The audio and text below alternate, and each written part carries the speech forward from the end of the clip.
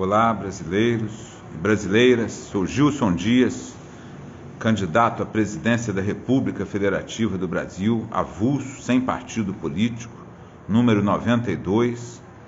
E hoje eu venho para falar com vocês sobre... Eu estou fazendo uma série de pequenas palestras, né, sobre a história das constituições da República Federativa do Brasil, ou seja, da história das constituições brasileiras, e fazendo um apanhado desde a primeira Constituição até a atual, em razão da comemoração dos 200 anos da independência do Brasil.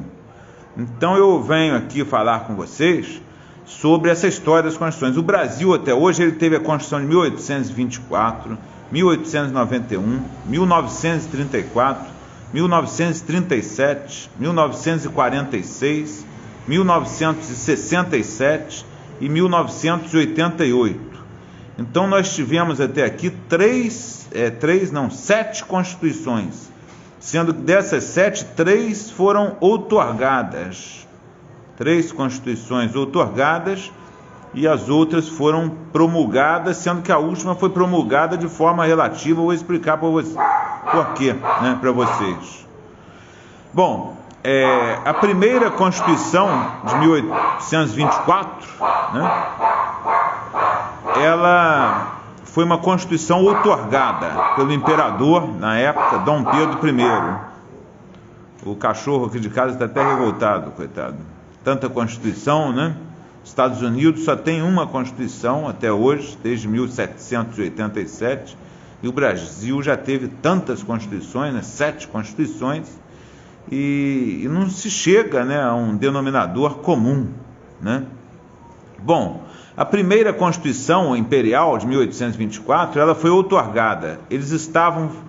havia uma Assembleia Constituinte que estava discutindo a Constituição. O imperador Dom Pedro I dissolveu a Assembleia Constituinte e outorgou a Constituição de 1824, que era uma Constituição autoritária e tinha como característica a existência de um poder que não é comum na teoria dos 3 poderes, né, de Montesquieu, fala em executivo, legislativo e judiciário. O Brasil criou uma Constituição com poder moderador.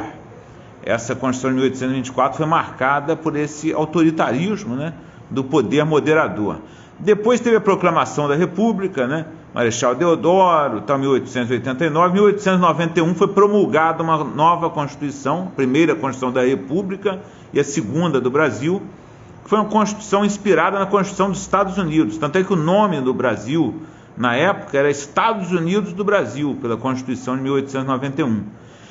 E essa Constituição que vigorou durante a República Velha, a política do café com leite, até ocorrer a Revolução de 30, o golpe de 30, né, do Getúlio Vargas, que colocou fim à República Velha e iniciou a Era Vargas e prometeu criar uma Constituição, e aí teve uma Assembleia Constituinte. Em 1934 foi criada a segunda Constituição da República, a terceira do Brasil.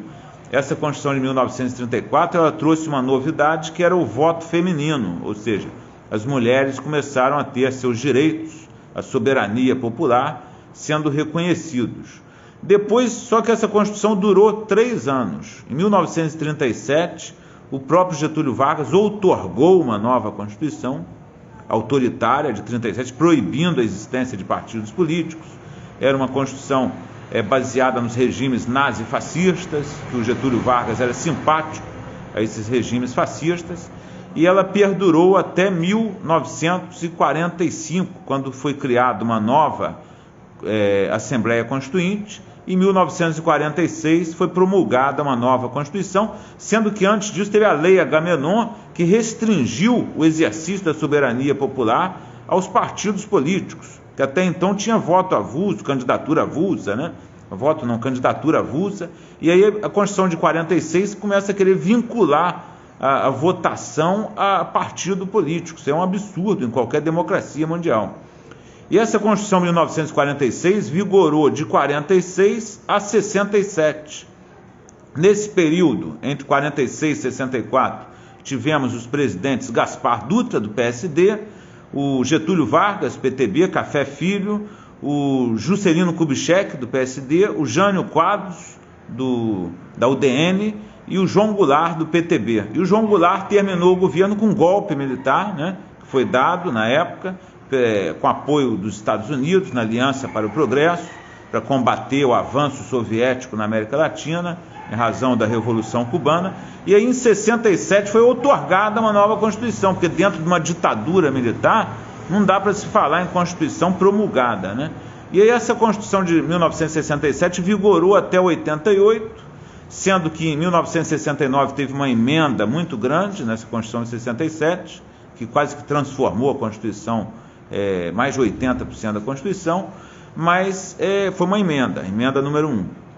E após a ditadura militar, né, em 1979, na verdade, ainda na ditadura militar, foi criada a Lei dos Partidos Políticos, que autorizou a criação de partidos políticos no Brasil, e esses partidos poderiam ser criados desde que 101 pessoas assinassem a criação do partido. Então, a maioria desses partidos que estão aí, inclusive desses candidatos que se dizem aí que estão em primeiro lugar, segundo, esses partidos foram criados com apenas 101 pessoas. E aí teve uma eleição em 86, para deputados e senadores por esses partidos criados por 101 pessoas, e foi criado o Congresso Nacional. Esse Congresso Nacional foi transformado num Congresso Constituinte, que criou a Constituição de 1988.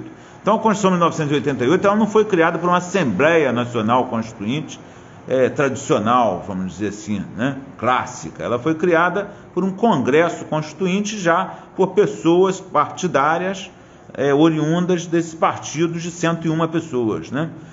E aí, nessa Constituição de 88, teve 3 problemas aí. O primeiro é que a Constituição praticamente proibiu a criação de novos partidos políticos, o que alijou, excluiu a população do exercício pleno da soberania popular. Porque o certo é cada um poder criar o partido, e o partido vai crescer ou não, de acordo com a aprovação popular. Mas no Brasil, a Constituição de 88 praticamente impôs esses partidos de 101 pessoas, para que a população toda ficasse subjugada a esses partidos. Isso é um erro, né, da democracia, porque a Constituição era para democratizar mais o regime, e ela, na verdade, ela não democratizou, ela retrocedeu com relação à soberania popular e ao exercício do direito político ativo e passivo. Ativo porque a pessoa não pode escolher em quem votar, porque sempre tem que ser daquele cardápio partidário.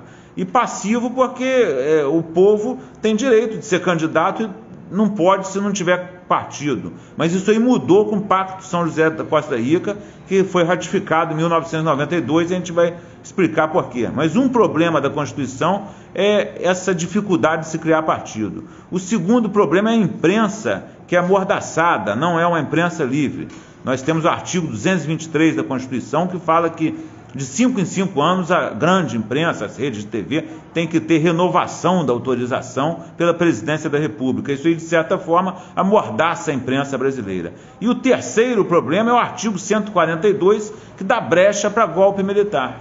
Então, esses são os 3 grandes problemas aí da Constituição de 1988, eu como candidato à presidência da República, se eu for eleito, evidentemente, eu vou propor uma emenda constitucional para poder resolver esses 3 problemas, autorizando quem quiser criar partido político, acabando com a mordaça da imprensa, deixando a imprensa livre, e revogando esse artigo 142 que dá brecha para golpe militar.